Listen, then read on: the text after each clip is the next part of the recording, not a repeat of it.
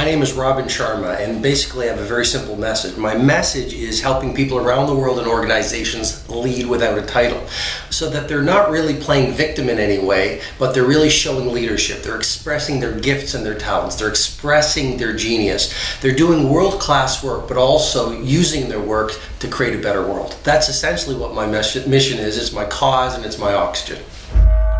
Well, I think every day brings us certain moments, and we have a choice in those moments. We can either retreat from our potential, or we can leverage those moments, even those moments that most scare us, to grow into our next level of leadership. I believe if you're not scared a lot, you're not growing very much. If you're not making a lot of mistakes, you're not doing very much.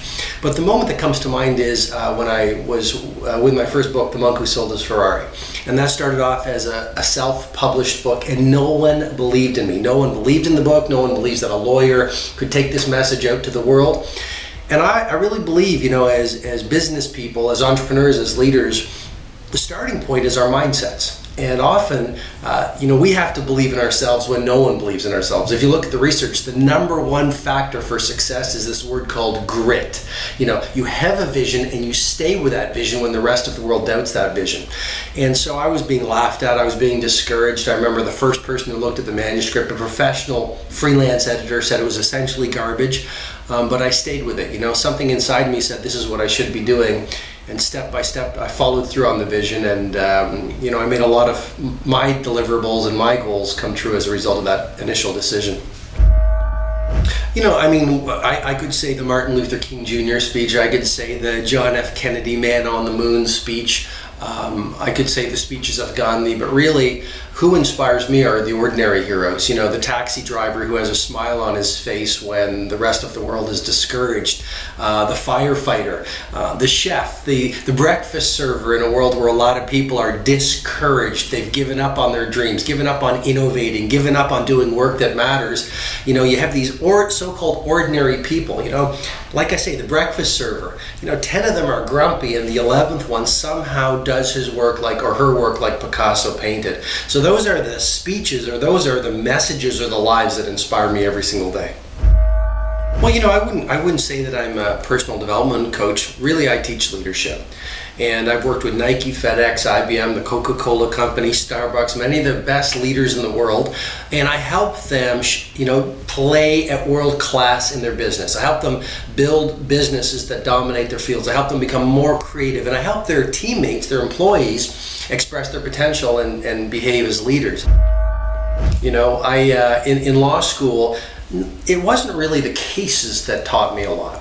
It was the approach that I learned in law school. The law school gave me this approach that caused me to go deep. So if there's any challenge that I'm facing, or a problem that I'm facing, maybe it's a creative problem, I try not to approach it in a very superficial way. I try to go deep. I try not to make assumptions. I try to make sure my preparation is over preparation. I try to analyze it in a very rigorous approach, and I think I learned a lot of that from law school. I get my passion. It's been called intrinsic motivation versus extrinsic motivation. It's not so much the money, it's not so much the fame and the fortune and the applause. What drives me, because this helping people do world-class work, helping people lead without a title, helping people walk out there and say, my work isn't ordinary, it's extraordinary, and I can use my work or my business to change the world. It's intrinsic for me. It's very much, it comes from a philosophy that was shared with my father when I was growing up. And he had this line, it comes from Rabindranath Tagore, the great Indian poet. And he said, when you were born, you cried while the world rejoiced. He said, Robin, live your life in such a way that when you die, the world cries while you rejoice. And so for me, this sense of mission, work being a mission, work being a calling, it's sort of part of my hardwiring. And the passion comes from that purpose. I think it's absolutely true. There's a great line, you've probably heard it, but the teacher learns the most. So whether it's a YouTube video that I've done, or a tweet on Twitter, or maybe a little article I posted on Facebook, I am constantly trying to teach with great respect. I'm constantly trying to inspire, build more leaders, and help people do world-class work. And in the process, of course, I'm going to learn. Even when I write, writing is a phenomenal way to take your fuzzy thinking and distill it down to some clear concepts. So, if you look at the great masters, and I'm not saying I'm a great master, but you look at the great masters or geniuses, they all had a little sketchbook. And why did they have that sketchbook? Because what it did was it would allow them to write down their thoughts, which gave them great clarity. I mean, I met Richard Branson in Romania last year, and one of the things I learned as I researched for that meeting was he walks around with this little composition book, and he writes down every meeting, every idea, every insight. And so the more you write, the more you teach, the more you definitely learn and grow. And if you're not growing a lot, why are you in business? Because that's the whole nature of the game. How do I come up with the titles? I mean, people always say, the monk who sold his Ferrari, the leader who had no title, who will cry when you die, where are you getting the titles from? And all I can say is, when you create space for the muse to visit, the goddess of creativity will show up. I spent a lot of time alone. I spent a lot of time in nature. I spent a lot of time journaling. I mean, that's one of the things I'm going to be teaching at the presentation, which is, most of us are addicted to distraction. We spend no time alone whatsoever. But for your brain to go up to the alpha state where genius, which is the realm of genius, we all can access this, but most of us don't know how. So I spent a lot of time alone. I create this sanctuary in my home where I call it my dream room. And all of these kinds of ideas like book titles or content ideas, they just sort of come to visit. Well, I mean, the things I want to repeat, I call them brain tattoos. And, anyone who's followed me on Twitter or read my books or on YouTube has heard me say them. But they're things like, small daily improvements over time lead to stunning results. I mean, how do you build a great company? How do you build a great career, a great life? It's the little daily iterations versus these giant acts of revolution. Another brain tattoo that I talk about is you can lead without a title. I mean, every day you can choose victimhood or leadership, and that's the choice that we all have. Another brain tattoo is dream big, start small, act now. I mean, the world belongs not just to dreamers, the world belongs to people who have the guts to get into the ring and start the project, start the vision, do the dream. I mean, ideation ideation without execution is an illusion. And what that means to me is you can have the best ideas, but actually it's the person who knows how to execute on the ideas who will really win the game. I think the link between peak performance and success in your work is incredibly important. I did a post on Facebook a little while ago to transform your business, transform your fitness. I mean, I don't know why this is not the most common insight for every one of us as entrepreneurs or business people, but it seems so obvious to me. If you are incredibly fit, the science shows you will be more focused. And focus is more important than intelligence. If you are incredibly fit, you will have stamina. If you are incredibly fit, you will be unbelievably creative. If you are incredibly fit, you will be enthusiastic, so your teammates and your customers will love you. If you are incredibly fit, you will be massively productive. Why? Because you will have your to-do list or you will have your daily schedule and you will be on fire to get everything done. And your competition will be sleeping or watching TV or surfing the internet at 10 o'clock at night, and you will have that monomaniacal focus to do the things you promised you'd do. So fitness matters. Get fit like Madonna. How do you maintain the fire and the fuel? Is it a mental thing to become successful? And I would have to say, look, we all know that strategy is important. You have to have a great product. You have to have a great team. You have to know your industry, what Jeffrey Immelt from General Electric calls domain knowledge. You have to know all that external stuff. But I've been at this 16 years, working with the billionaires and the entrepreneurs and the best companies in the world. And here's what I've realized. It all begins with your mindset. You have two people in an organization.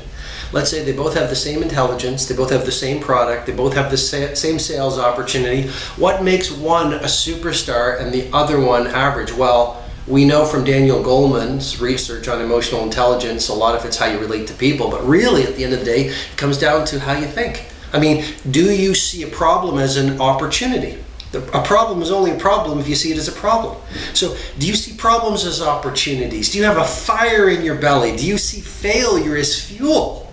Or do you say, you know what, there's a problem here, I failed on this and I'll give up? I mean, it's all the way you run your brain. It's all the way you see the world. And if you process it like a leader versus a victim, you get giant things done in your life.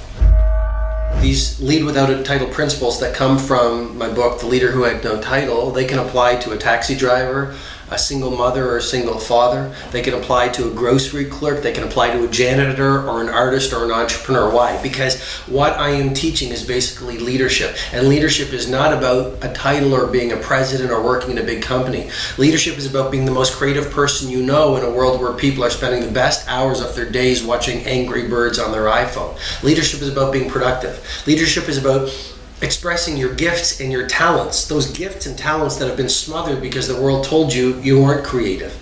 Leadership is about saying, you know what, I don't have a title, and all I do is wash dishes in this organization, but I will wash dishes like Da Vinci innovated. That's really what leadership is, and that's what I teach, and anyone can do that. Well, I think the social media is changing everything. I mean, everyone has a platform right now. It sounds like such a cliche, but we've never been so connected. But in many ways, we've never been so disconnected. I mean, one of the things I teach is don't ever send an email when you're going to have a face-to-face conversation. I'm in love with Twitter and Facebook and YouTube. It's a great way for us to build our base and for me to build relationships. But at the end of the day, a business is all about the human beings that populate the business. You know, you want to grow your business, serve more people. You want to make millions, help millions, create value for millions. And a great way to do that is through human connections. I think, you know, the best managers, I don't even like the word managers. I mean, if you have a 500-person company, it should be 500 leaders. It doesn't mean that everyone makes the decisions. It means that every single person behaves like a leader within their sphere of influence. And I think the best managers are people who let their people fly. You know, I mean, you say, here's the vision, here's the deliverable. I believe in you. Make your mistakes if you need to make them, but go out there and get the result. It doesn't matter if you have to go under the bridge, over the bridge, chop the bridge down. You know, just go out there and make it happen. I mean, I think ultimately a great manager helps people who have never believed in themselves believe in themselves. I think the best managers help people do work they previously thought was impossible. But I think, you know, when it comes to change, there's a key insight, which is victims are frightened by change, leaders are inspired by change. And the reality is every single time you leave the safe harbor of the known, maybe it's to do a little bit better on a project, maybe it's to learn a new idea, maybe it's to innovate. Every single time you change, you are going to be scared. And so if you're frightened of being frightened, then you're not going to innovate very much. And I think the most important thing is shift your mindset so that you understand, or we all understand, that change is a blessing. Change is a gift. There is no progress and innovation without change. And change is messy, and change is scary, and change is frightening. And that's just the price of admission if you want to be a leader and if you want to play at world class. Tips for leaders, I mean, number one, get really serious about your productivity. I mean, clean out the noise, clean out the complexity. You know, according to the Financial Times, on an average day, we are spending 100 million minutes playing Angry Birds on our iPhone. So my tips for leaders, get rid of all the distraction. Get rid of the interruptions. You know, get a clean, pure schedule. Find a room where there's no noise in it, where you can actually do real work versus fake work. What else would I suggest for leaders? You know, invest in your people. Your job is to coach and develop other human people, other human beings. One of my friends said, he goes, my job is to water people. And that sounds really cheesy, but our job is to lift people up. Our job is to develop more leaders around us. Other tips? Have the courage to trust yourself. I mean, one of the reasons we don't innovate is we're too worried about what other people will think of us. It comes from childhood, when we were told to fit into the crowd and be like everyone else in our school. And now we're 30, 40, and we're 50, and we're wearing the same clothes. I mean, even a lot of creative people have the same uniform.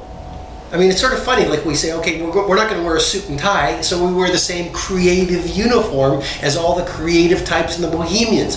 I mean, be yourself. Oscar Wilde said it well. Be yourself, everyone else is taken. Think for yourself, articulate your own vision, and have the guts to go out there and do it, even if the world is laughing at you. Hi, I'm Sharma, and I invite you to ICE Live Business Forum.